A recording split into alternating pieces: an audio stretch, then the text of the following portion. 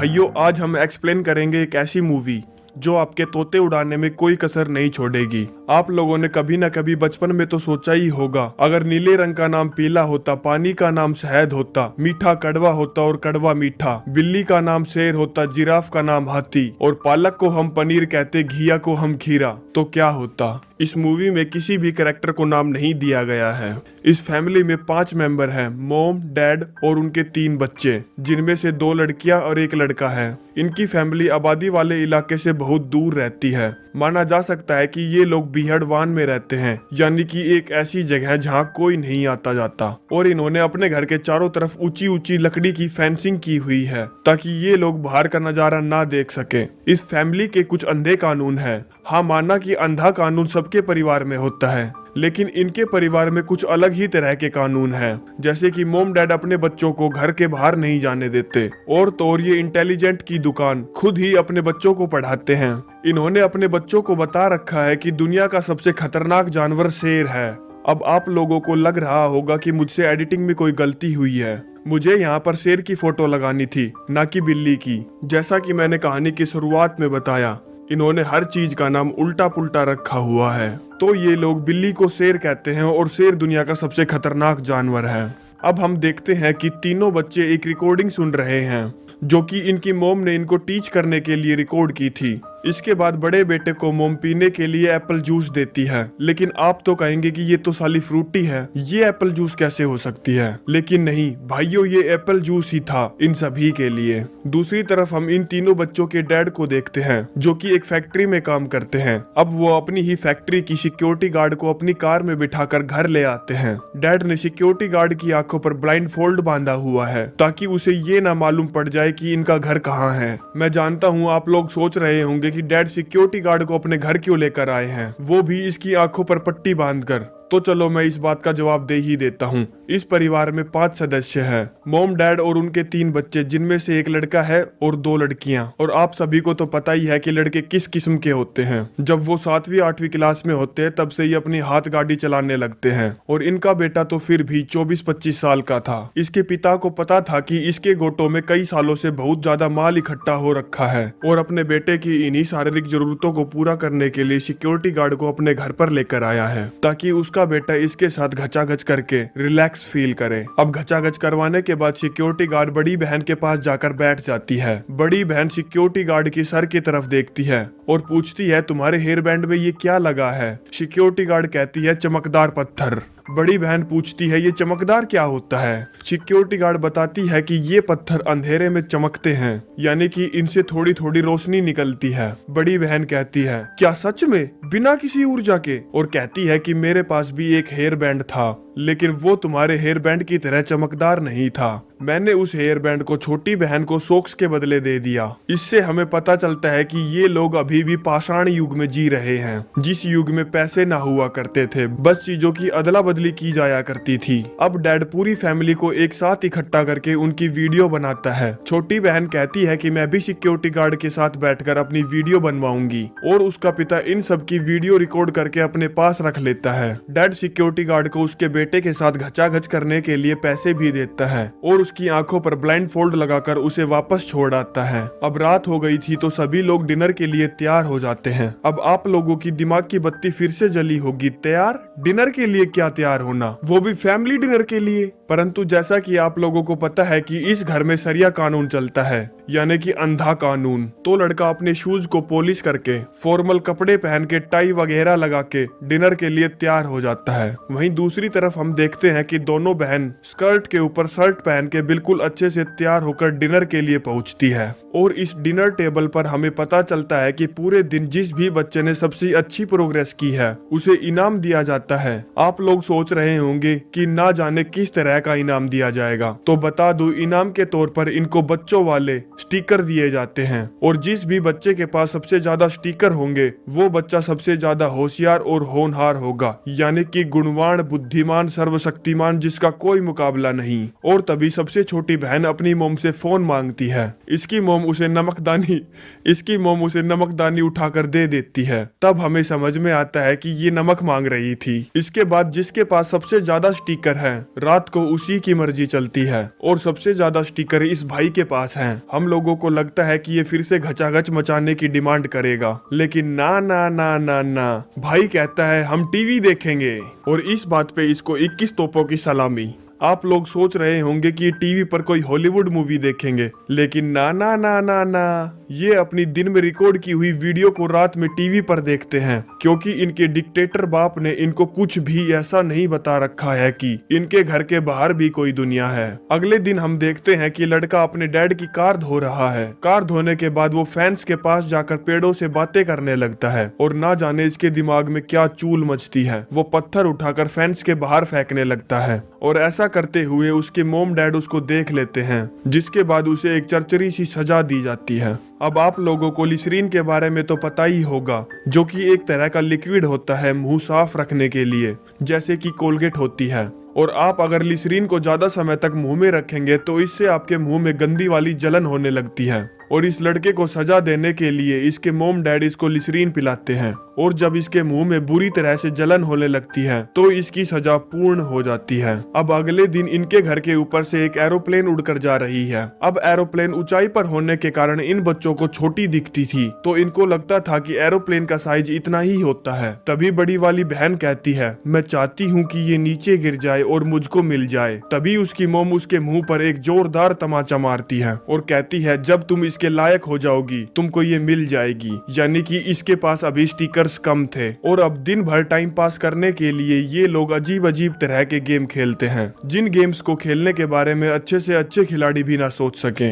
ये दोनों बहन अपने रुमाल पर क्लोरोफॉर्म छिड़क कर उसे सूंघ कर बेहोश हो जाती है। कहती है कि जो भी पहले होश में आएगा वो ये गेम जीत जाएगा। अब एक दिन हम देखते हैं कि मोम ने अपने रूम में टेलीफोन छुपा रखा है, जिससे वो अपने हस्बैंड से बात करती है और अपने घर के जरूरी हालात और जरूरी सामान के बारे में बताती है। बड़ी वाली बहन उसकी मोम की बातें सुन लेती है। उसको लगता है कि उसकी मोम घनचक्कर है और खुद से ही बातें करती हैं। अब हम देखते हैं कि इसका डैड जब घर पर आता है तो वो रास्ते में अपनी कार को रोककर जो भी खाने पीने का सामान होता है उन सब का लेबल उतार देता है, ताकि इन बच्चों को बाहर की दुनिया के बारे में कोई समझ ना हो। और तो और इन बच्चों के मोम डैड ने इन बच्चों को ये भी बता रखा है कि तुम तीनों का एक और भाई था और वो एक दिन इन फेंस के बाहर चला गया, यानी कि घर के बाहर चला गया, और अब वो बहुत मुसीबत में है। हम भी उसे अब नहीं बचा सकते। इन बच्चों को इनके मोम डैड हमेशा इसी तरह की झूठी बातें बताते हैं, ताकि ये बच्चे कभी भी इस घर के बाहर कदम ना रखें। ये बच्चे अपने मोम डैड की बात को हमेशा सच मानते हैं, इसीलिए वो घर के बाहर जाने से डरते हैं।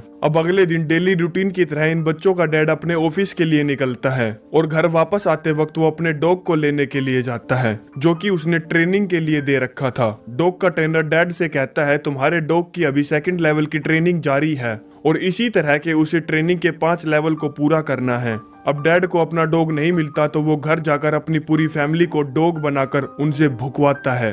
भो भो भो भो भाऊ, भो भो भो भो भाऊ।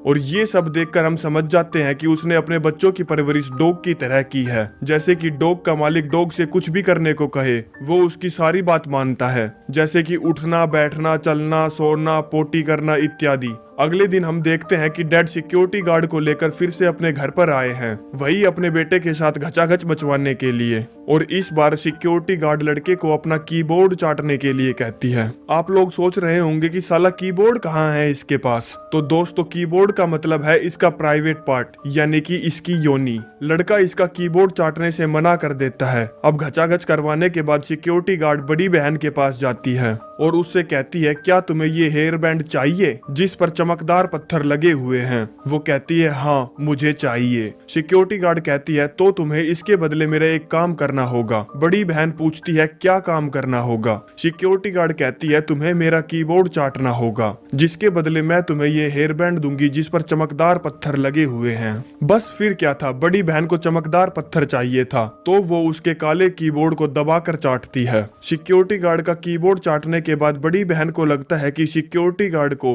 अपना कीबोर्ड चटवाने में बहुत मजा आया और अब वो भी अपना कीबोर्ड चटवाना चाहती है। बड़ी बहन छोटी बहन के पास पहुंचती है और उससे कहती है, तुम्हें ये हेयर बैंड चाहिए जिसके ऊपर चमकदार पत्थर लगे हैं? छोटी बहन कहती है हाँ। बड़ी बहन कहती है तो तुम्हें मेरा एक काम करना होगा। छोटी बहन पूछती है क्या काम? बड़ी बहन कहती है तुम्हें मेरा कीबोर्ड चाटना होगा। छोटी बहन पहले तो उसका कंधा चाटने लगती है, क्योंकि बड़ी बहन को ये भी नहीं पता था कि कहाँ पर चटवाने से ज्यादा मजा आता है। अब एक दिन बड़ा भाई बाहर आंगन में एरोप्लेन के साथ खेल रहा था, तभी वहाँ पर बड़ी बहन आती है। वो कहती है ये एरोप्लेन मेरी है और मुझे दे दो। बड़ी बहन उससे एरोप्लेन लेकर घर के बाहर फेंक देती है। अब ये लोग घर के बाहर तो जा नहीं सकते थे, तो जब बच्चों का पिता आता है, बड़ा बेटा डैड से कहता है कि बाहर एरोप्लेन गिर गई है, क्या आप मुझे वो उठाकर दे सकते हैं? परंतु इन बच्चों का डैड डेढ़ शाना था। वो वापस से अपनी कार में बैठता है और बाहर जाकर दरवाजा खोल के बिना पैर नीचे रखे एरोप्लेन को उठाकर वापस आ जाता है। अब आप जानना चाहोगे कि डैड कार से ही बाहर क्यों गए, जबकि वो दरवाजा खोलकर भी तो पैदल बाहर जा सकते थे। लेकिन नहीं, डैड ने बच्चों को बता रखा था कि घर के बाहर पैर रखते ही बाहर जो भी बुरे लोग हैं, जो भी शैतान लोग हैं, वो तुमको नुकसान पहुंचा सकते हैं। इसीलिए वो कार से ही अंदर बाहर जाता है। अब एक दिन हम देखते हैं कि इनके घर में शेर आ जाता है। आप सोच रहे होंगे कि ये तो बिल्ली है। दरअसल इन बच्चों के पिता ने बिल्ली को शेर बता रखा है और बता रखा है कि दुनिया का सबसे खतरनाक जानवर अगर कोई है तो वो सिर्फ यही है। अब लड़का अपने हाथ में बंदूक लिए उस शेर की तरफ बढ़ता है।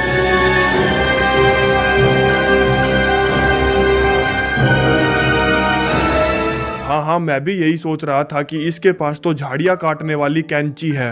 और अब लड़का इस बंदूक को उस शेर के पेट के आर पार कर देता है। और ये खबर इन बच्चों की मॉम फोन करके उनके डैड को बता देती है। अब इनका डैड नौटंकीबाज तो था ही,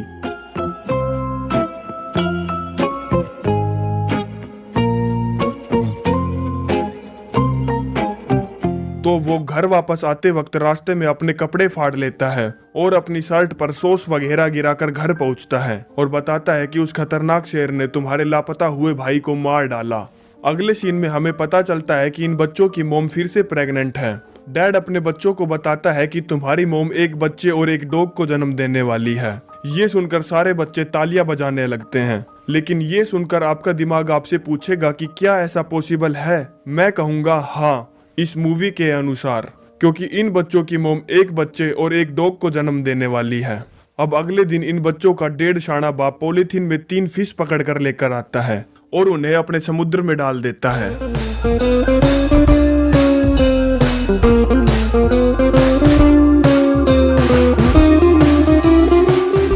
हाँ भाई, आप लोग सोच रहे होंगे कि ये तो पूल है, लेकिन नहीं, ये समुद्र ही है। अब इन बच्चों का बाप इन्हें समुद्र में फिशिंग करना सिखाता है। अब कुछ दिन बाद सिक्योरिटी गार्ड फिर से इनके घर आती है और वो फिर से बड़े बेटे से अपना कीबोर्ड चाटने के लिए कहती है, लेकिन वो मना कर देता है और घचाघच मचवाने के बाद वो बड़ी बेटी के पास जाती है और उससे अपना कीबोर्ड चाटने के लिए कहती है। लेकिन बड़ी बेटी मना कर देती है और पूछती है कि तुम मुझे इसके बदले क्या दोगी। वो कहती है मैं तुम्हारे लिए हेयर जेल लाई हूँ जिससे तुम अपने बालों को कैसे भी सेट कर सकती हो।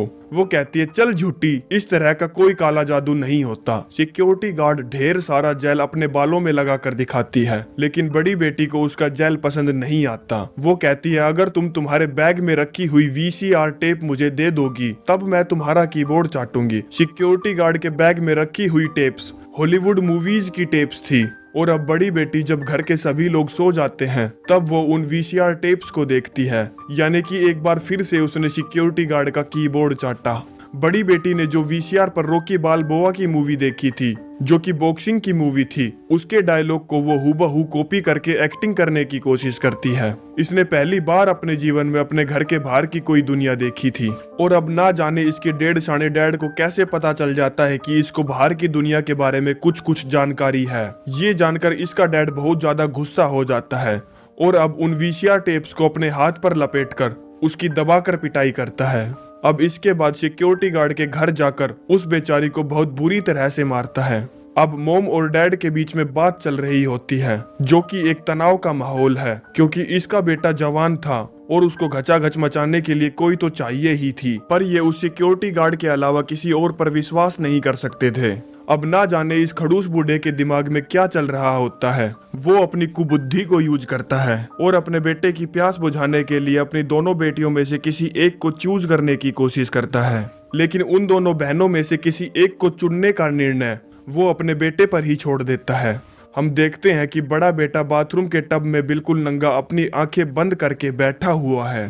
तभी इसकी दोनों बहनें बिल्कुल नंगी होकर यहाँ पर आती है और वो इन दोनों बहनों के माल को छूकर दबाकर महसूस करता है कि किसका माल ज्यादा कड़क है और उसे अपनी बड़ी बहन का माल ज्यादा कड़क लगा, तो वो उसे अपनी प्यास बुझाने के लिए चुन लेता है। हम देखते हैं कि मोम बड़ी बेटी को अपने बेटे से पिलवाने के लिए तैयार करती है। दरअसल इन बच्चों को रिश्तों के बारे में कोई जानकारी नहीं होती, इन्हें ये भी नहीं पता होता कि ये क्या करने जा रहे हैं, इसीलिए ये दोनों एक दूसरे के साथ घचाघच मचाने के लिए तैयार हो जाते हैं। लेकिन इस पेलम पेल में इन दोनों में से किसी को भी मजे नहीं आते। अब बड़ी बेटी शानी हो गई थी क्योंकि उसने हॉलीवुड की मूवी रॉकी बाल्बोआ जो देख ली थी।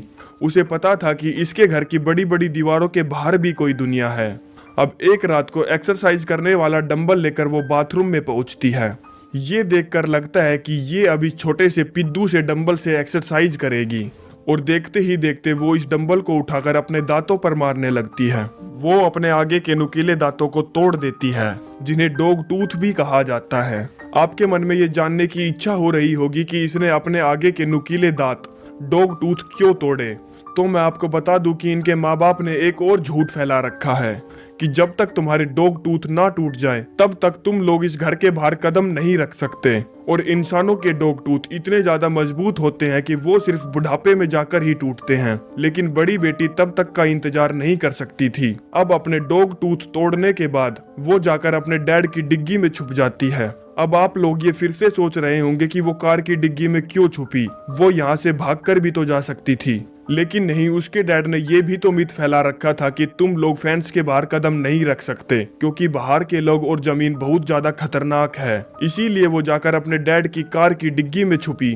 अब इन सभी को पता चल जाता है कि बड़ी बेटी घर से भाग गई है, तो सभी लोग उसको घर के बाहर जाकर ढूंढते हैं, लेकिन कोई भी उसका नाम नहीं जानता था क्योंकि इनके डैड ने अपने बच्चों का कभी नाम ही नहीं रखा था। और वो सभी उसे कुत्तों की तरह भौंक भौंक कर पुकारते हैं, भो भो भो भो बहू, भो भो भो भो बहू। लेकिन इन्हें उसका किसी प्रकार का कोई सुराग नहीं मिलता और कई घंटे इसी तरह कुत्तों की तरह भौंकने के बाद ये सभी अपने घर आ जाते हैं। अगले दिन डैड अपनी कार को लेकर अपने ऑफिस के लिए निकल जाते हैं, जिस कार की डिग्गी में बड़ी बेटी छुपी हुई थी। इस मूवी का नाम था डॉग टूथ, जो कि 2009 में ग्रीक लैंग्वेज में रिलीज की गई थी। इसकी IMDb रेटिंग है 7.3 आउट ऑफ 10 और इस फिल्म ने अपने पीछे अवार्ड्स का तांता लगा दिया था, यानी कि अवार्ड्स का ढू लगा दिया था। इस मूवी को ऑस्कर के लिए भी नॉमिनेट किया गया था। अगर आपको वीडियो पसंद आई तो कमेंट करके जरूर बताएं।